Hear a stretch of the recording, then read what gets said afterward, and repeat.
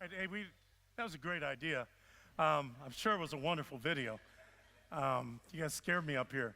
You know, somebody said, I was with David Kinnaman, who leads Barna, at a conference, and he said, you know, what happened with COVID in the church? He said, we were all skinny dipping, and then the tide went out. And I thought, that's about right? We just got caught. We weren't ready for things. So I was caught here during the lights for a minute. I want to welcome everybody who's here online. I'm glad you could be with us in person. It's Tailgate Sunday. I'm so excited. This is provided to you, to all of us. This has been provided by our millennials who have been working and leading, and they said, hey, we want to help lead something where all generations can get together. So they're out there. They got a great mixer planned. We've set up for all of our services to come. If you're online, you got time to get in the car, come out here. I don't know if we're going to get a little rain or not. I rebuke it, but if we do, we're from Cleveland. We worship God in the snow, man.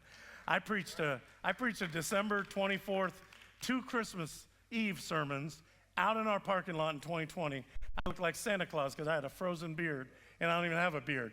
You got a good beard. All right, Pastor Theron. But we're just having fun. We're glad for it. This is my jersey. This is my Colgate gear, Colgate basketball, as you see. Yes, I did. That paid for my college in a empire and galaxy far, far away. Our tech team was messing with me this morning. They said, you still have your college jersey? I said, no, I don't. It's hanging in the rafters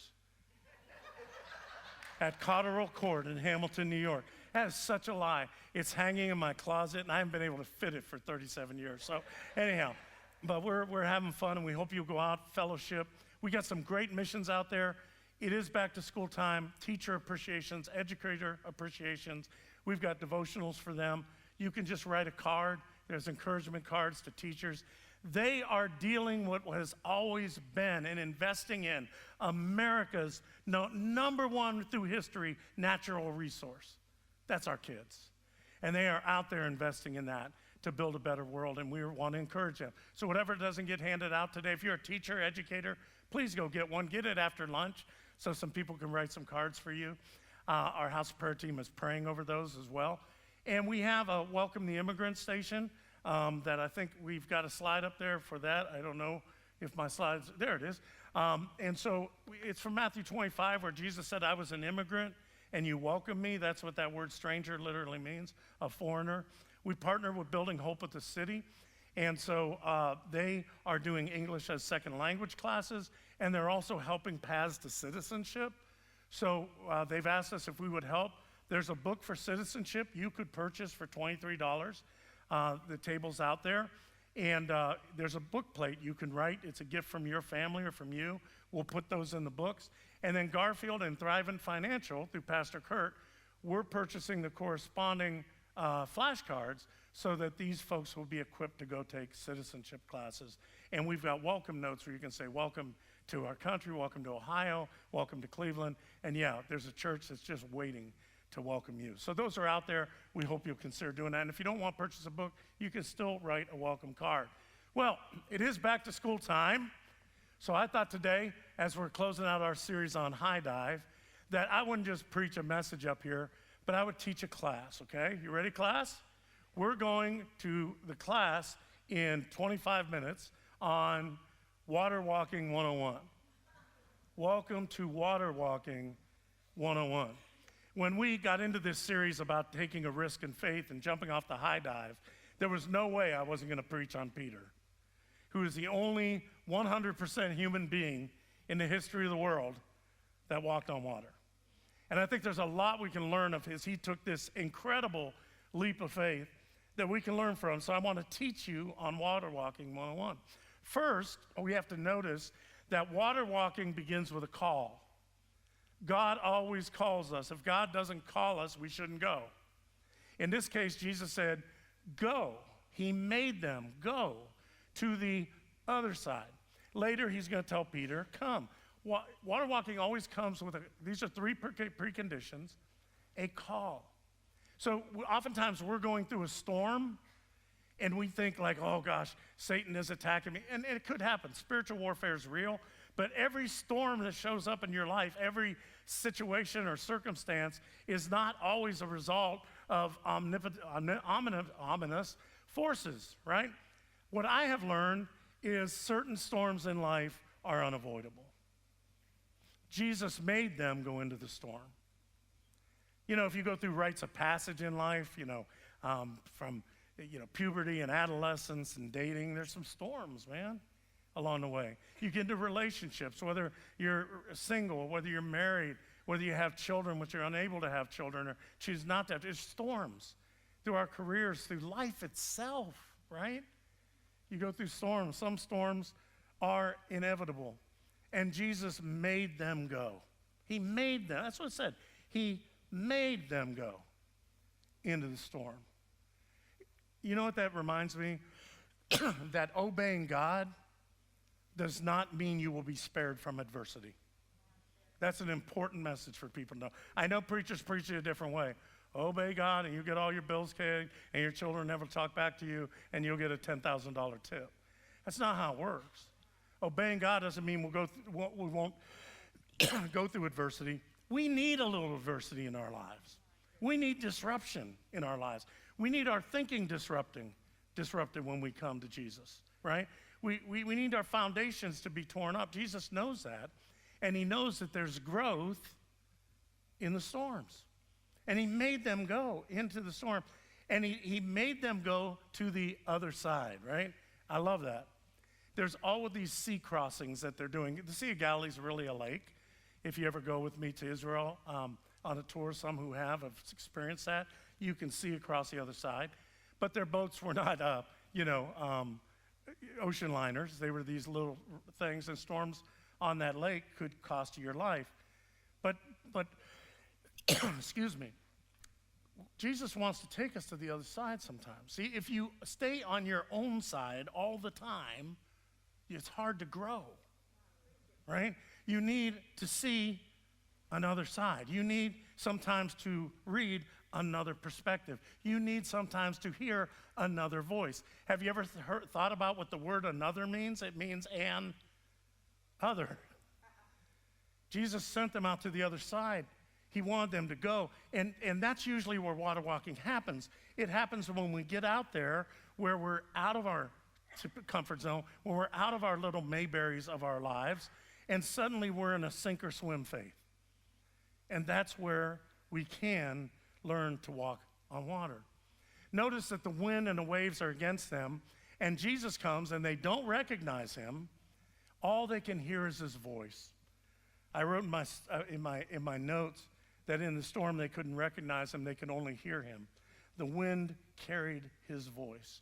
Sometimes the things that are against you can help you hear God more clearly. C.S. Lewis said it this way: pain or storms insist upon being attended to. God whispers to us in our pleasures. He speaks in our conscience, but he shouts in our pain. It is God's megaphone to rouse a deaf world. See, Peter didn't walk on water at noon. He didn't walk on water when the sun was up and the water was calm, right? And the wind was mellow and the birds were chirping in the air. No, this is at the fourth watch of the night, which meant in that day and age, the Romans had 4 watches of the night. From 6 to 9 p.m. was the first watch. From 9 to midnight was the second watch. From midnight to 3 a.m. was the third watch. And then the fourth watch was from 3 a.m. to 6 a.m. And at the fourth watch, 3 a.m., they have been out there struggling a long time, right? Jesus comes to them. Peter gets out of the boat when it is dark, when he is terrified, when the waves are crashing and there's a gale force wind.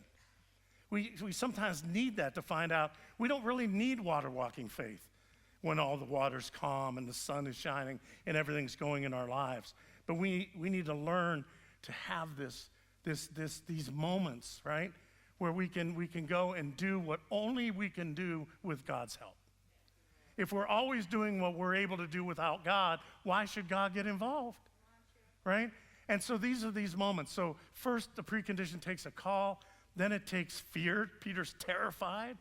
Jesus is calling him to the adventure of his life.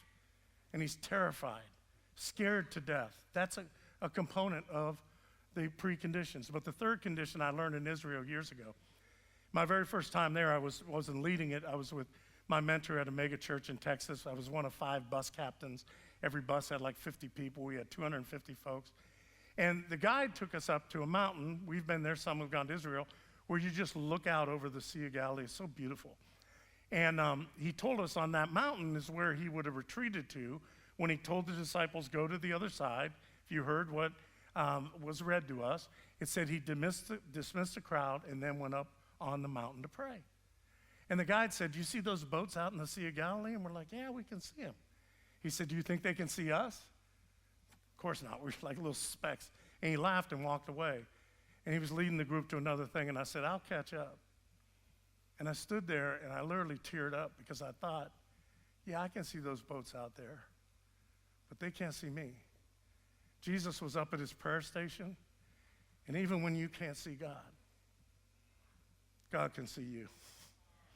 Those disciples were out there fighting against the wave. And they didn't see Jesus, but Jesus could see them. See, that's the assurance, right? That's the assurance we have. He's up there in a station for us, but he can take us. Water walking takes that kind of trust. It takes assurance that God is bigger than this storm, that he is the Lord of the storm, that he can walk on the things that could sink me. And I know deep within my heart that Jesus just might be on his way. Job, who was going through suffering, that's what he said. He's crying out for God, and then in a moment of faith, he just said, his wisdom is profound, his power is vast, right? He alone stretches out the heavens and treads on the waves of the sea. So when we're struggling, we need to know we may not be able to see God, but Jesus can always see us, right? And you know, I love this picture because these are seasoned sailors, and they're barely keeping, you know, the boat afloat, let alone getting to the other side. And they're in this situation. I love how Mark tells it. He says, Mark tells the story, Matthew a little different, but Mark says when Jesus came down from the mountain, his prayer station, he saw them. The translations, the English said, they were straining against their oars. You know what that literally says in the Greek? They were rowing and going nowhere. Ever been there?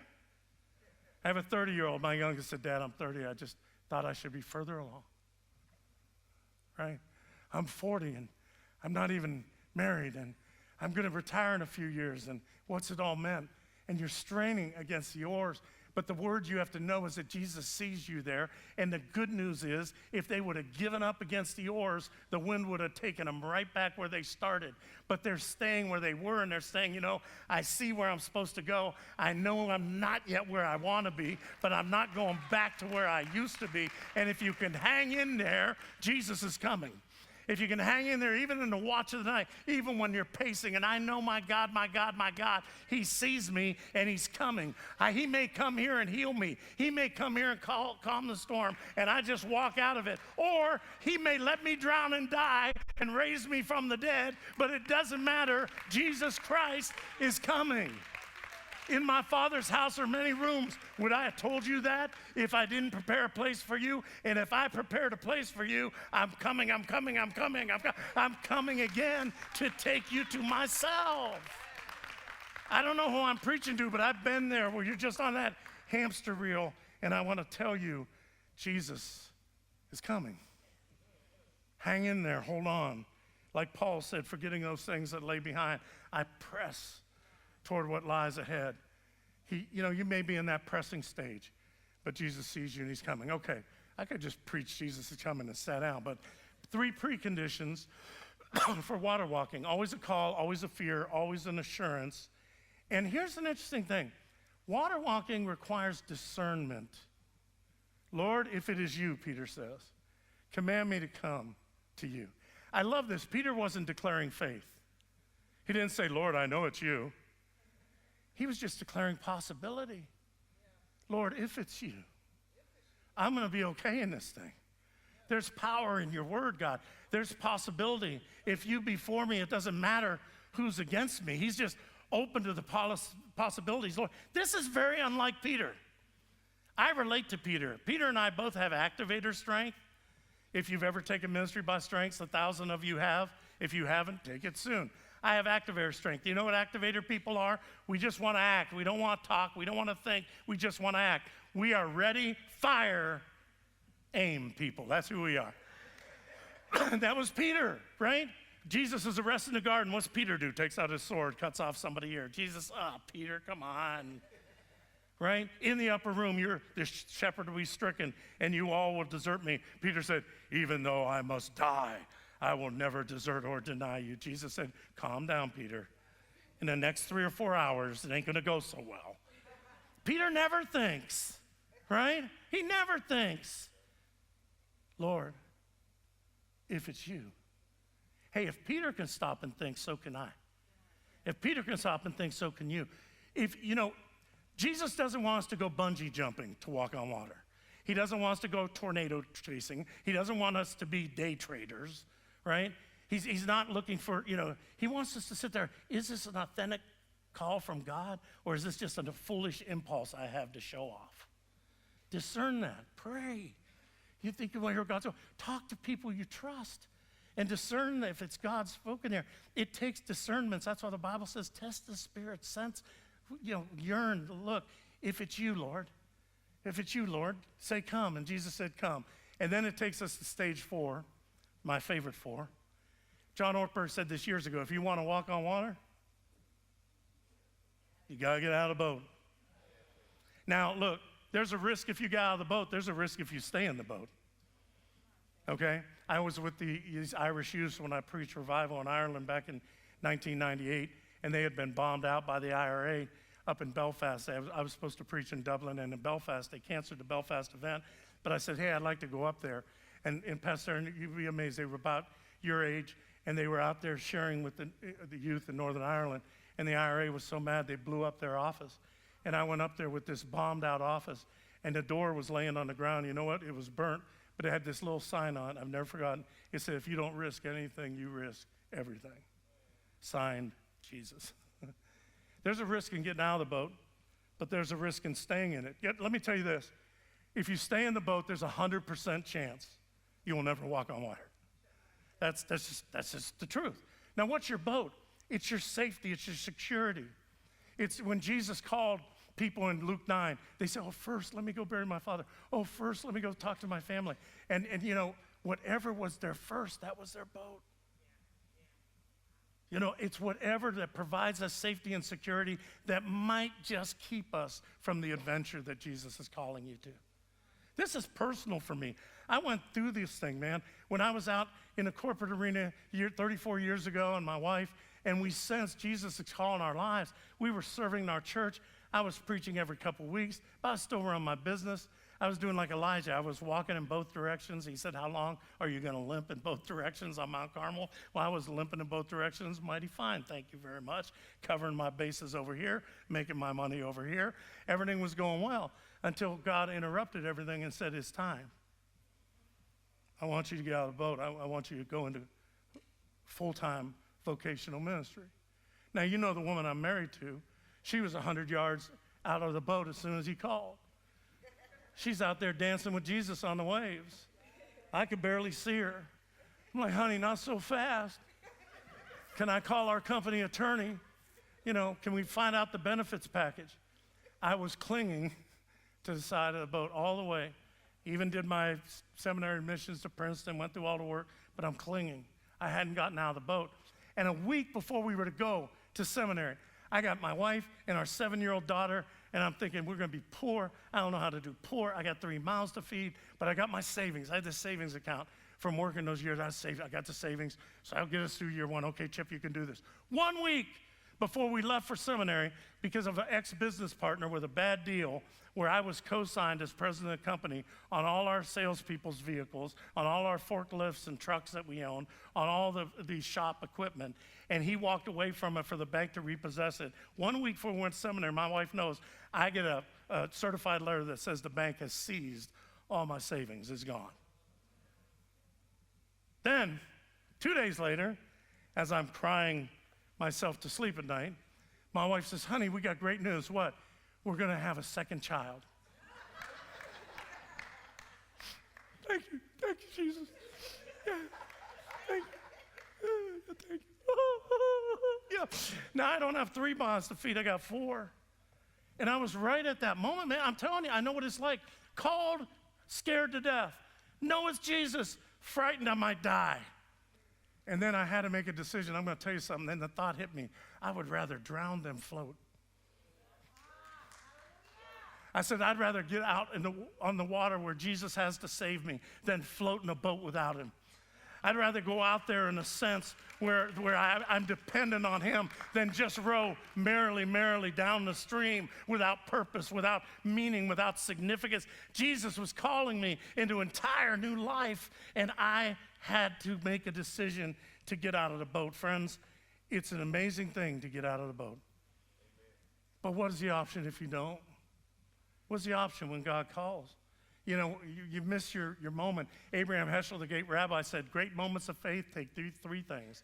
It takes God, it takes a soul, it takes a moment. That was my moment. And then you're going to come across a lot of those in your life. And this was Peter's. But here's what I learned.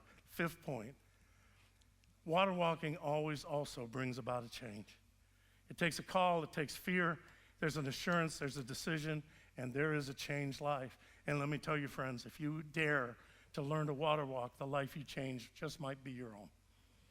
I got some stories on that this week. It's little things. I mean, look, God rarely is going to call you and I to water walk off a pier in Lake Erie in 6 to 8 foot waves with a small craft advisory. That's Steven Spielberg. That's Hollywood.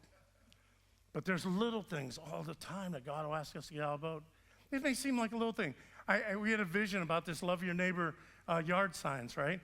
And I just thought this thing, and this contentious, you know, and I did that on purpose. I put red in the left, blue in the right. I think Jesus' kingdom upside down. We know there are two sides out there right now. I understand the political process. We're all citizens. We're going to exercise our right to vote, or we should. It's been fought for all through the years. We should express ourselves. So there are two sides, but Jesus says there is another side, and I dare you to go there. Because there's a place where, you know, so-and-so may be the president, but there is also the kingdom where Jesus is Lord. And the president is neither leader nor monarch, but only servant, as am I. And there are times that we as the people of God, we can have wonderful opinions. We can be involved in the process, but never forget where our true home is. Paul said, you are a colony of heaven. You are an ambassador of Jesus Christ. And I think in the midst of this, we can get out of our boats and say, you know what? We just want to love our neighbor. Got 2 great stories this past week. I was down in Dayton teaching a doctoral class. And one I heard last Sunday after service, and then she got one this week. One person that goes to our early service, she called my wife at the office this week, and she said, you know, I took one of those love your neighbor signs, and I put them in my front yard, and lo and behold, I looked down the street, and down at the end of my street, there was another one. She said, Terry, who's somebody from Garfield that lives on my street? And Terry said, you know, I'm pretty busy. We have 1,200 members. It might take me a minute to get through it. And she said, never mind, Terry. You know what I'm going to do? I'm going to hang up the phone, and I'm going to go down the street and meet my neighbor. Yeah, got a boat. It brings change. Last week, and she's here today. I won't embarrass her, but she came up to me and said, Chip, you got here? Because 2 weeks ago, she took a sign. She put it in her yard, and she said, there was a family, a Chinese family, immigrant family that moved in across the street and moved in a while ago, and we've never had a chance to talk to each other. I went home from Sunday, and I put the Love Your Neighbor sign in my yard, and the next day my neighbor came over, my Chinese neighbor, with some baked food. And she didn't know that this wonderful saint of our church, she has a daughter who happened to be adopted from China. And she said, my Chinese is terrible, Chip, but we were trying our best to communicate, and we were stumbling and fumbling through it, and we were showing pictures on our phones. And she said, I know that would have never happened except I put that sign in my yard. Do you see what happens when you're willing to get out of your boat? I was teaching in our doctorate this week, and I just want to bring up a couple individuals. This one is David. He's one of my students. I mean, I've got 10 or 12. All of them have looked to Garfield. All of them are in a doctoral class that I'm leaving that says Pursuing the Revelation 9 Church on earth as it is in heaven. And that because they've seen Garfield and they've looked at it, and they all are on there online, they said, Garfield teaches us it's possible. Sometimes a church has to get out of the boat. And these guys, here's David, man. He's the only other one from Ohio, young Anglo pastor. He's down in Cuyahoga Falls. And David gave his testimony. He said, I serve in Cuyahoga Falls. I don't know if you know it, but Cuyahoga Falls was always referred to as Caucasian Falls. Anybody know that? That's how it's known in Akron. Why? because all the white flight in Akron went out to Caucasian Falls, but in a way that only God, who has such a great humor, can do. There's Akron now has become this gateway city for immigrants, and the Bhutanese immigrants have come into the community, have settled in what used to be Caucasian Falls. It's so much it's disrupted the schools. They've had to change their signage. They've had to, change their curriculum. But a lot of churches weren't welcoming him, not David. David opened the doors of his church. He met the Burmese pastor that was there, was trying to minister to the community. He said, you don't need to just be out there winging it. Why don't you come in and do it at our church? Why don't you come in and pastor with me? And this kid went back to school and learned how to speak Nepali. And now they run services in their church for English, elderly, Caucasian grandmas who love having these kids in the church. And later, a Nepali service that goes for 2 hours with the Bhutanese people. But in the middle, they take the grandkids from one church and they take the young kids from the other church, and they have a Revelation 7:9 children's ministry in between where they're loving on these kids. And when they founded that ministry 3 years ago, you know who David called? He called our children's pastor over there, David Thorne. He said, would you guys come down and run our children's ministry for a week and show us how? So you don't know. When we say widen the circle, man, be careful what you say. God may get serious, so that's happening. And David's in the cohort, and David's trying to figure it out. I got 2 brothers that have come into the court from Myanmar. You know where Myanmar is? Burma, formerly Burma? I didn't know much about it. I really didn't. And they're international students, and they said, our country's being torn. I didn't know this, but here's the report. The Burmese Civil War is the longest-running armed conflict in the world. It has continued in one form or another from independence to the present day. From 1948 January, they have been in civil war. It says characterized by unrest, conflict, with long-standing struggles for ethnic and subnational autonomy. In a way, Burma is a place where World War II never really stopped. And so I got Mung and I got Van. Mung's in Virginia leading the immigrant church, and he's preparing himself to go back to the country whenever it's safe. And Van, he's in Pennsylvania, and he's leading the immigrant church. And these guys are pining over their country because it's torn by ethnic division. And they said, Garfield is teaching us. Do you know what their goal is? They want to come here and worship with us in October and November. You think I told them no? I said, I'll personally pay for your ticket to get here. And you'll meet these guys, and they're doing it. And Mung is in Virginia, and he's dealing with this church that's stratified. They're all Chin from the state language, but they're former military, and they're peasants, and their people are abused. And he said, I'm intervening because I'm telling them we got to be one church together. Van is in Pennsylvania. His church immigrated over, and then the Chin community wanted to be by themselves. They split off, but Van said, no, we're going to stay behind, and we're going to bring people together. And he's got Korean, and he's got Indian, and he's got Nepali, and he's got Chin in one church, and he's preaching every Sunday in 3 different languages. That doesn't mean he's speaking in 3 languages. He's thinking in 3 languages. And he said, Dr. Chip, I hate when they call me doctor, but I'm stuck with it. Dr. Chip, he said, we're very small. We just have 60. I said, you've got 60 people from 4 continents that speak 9 languages. You're one of the biggest churches I know because they got out of the boat. And Van's family back home, they tore down his house. These guys, I took them out to dinner. We go out there as their professor every night. We go out for 1 week a year in January and August. And I went out and I said something like, hey, you remember this back then? And Mung's like, I was in junior high. And Van said, I wasn't born yet. And I said, I hate you both. These are young guys. Van's house in Myanmar was burned a month ago because he's a Christian. And his dad is a pastor who's back home in Myanmar. And Van says he is a 2-hour bike ride from the Indian border. 90% of their congregation has been killed.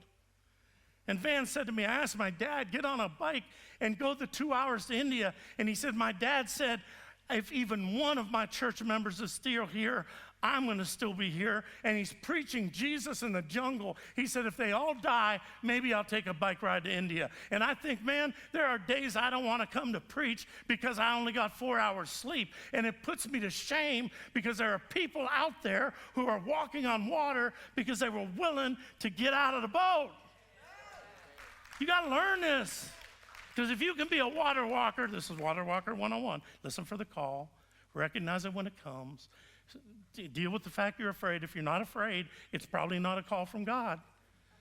Because God's not going to call you to do something you can do by yourself. Right? So you're going to be afraid, but you're going to have this assurance of his presence, the Lord of the sea, the Lord of the storm. He sees me. He's with me.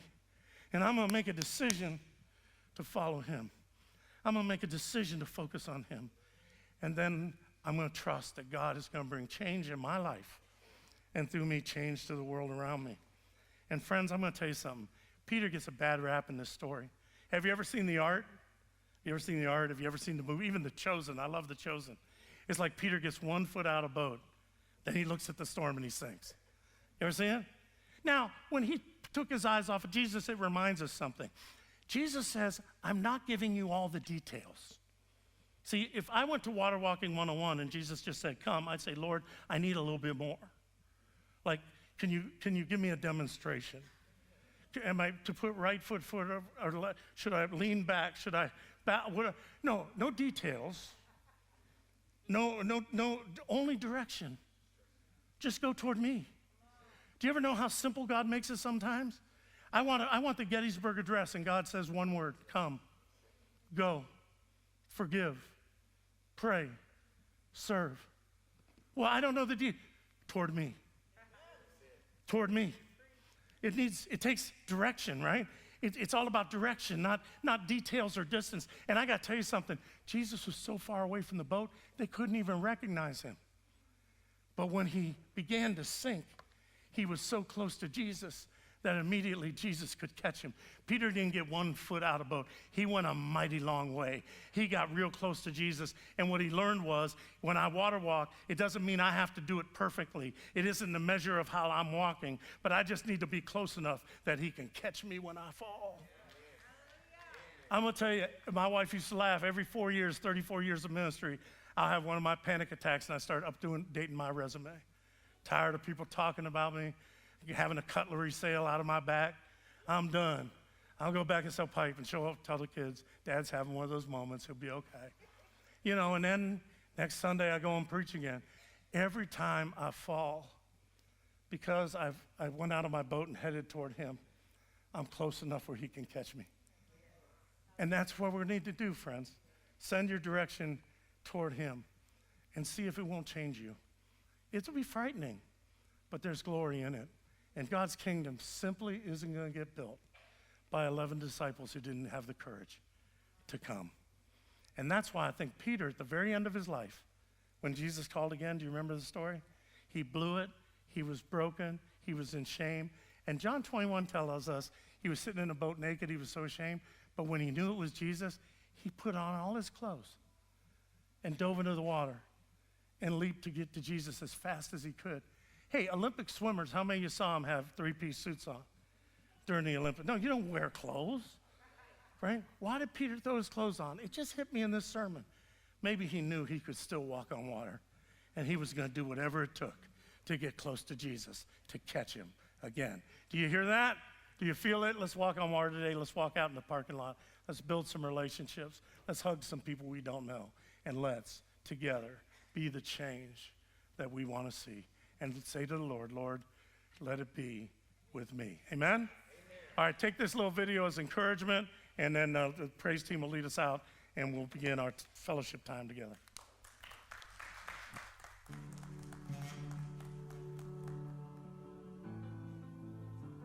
I've been wrestling with purpose. What was I created for? I'm more than what you see on the surface. See beneath my skin.